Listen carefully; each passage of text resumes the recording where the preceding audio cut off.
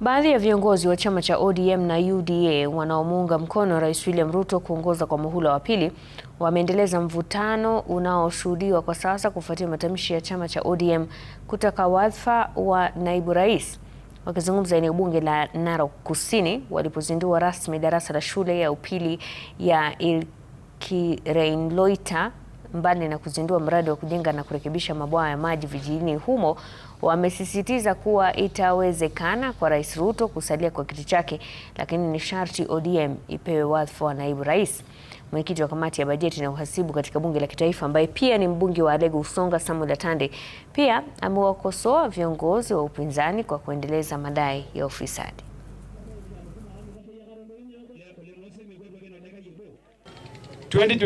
Tutafanya coalition agreement na William Samoei Ruto ndio tutengeneze serikali. Kwa hiyo coalition agreement, the only position which is not touched, which is not contested, is the position of William Ruto, hiyo ya president.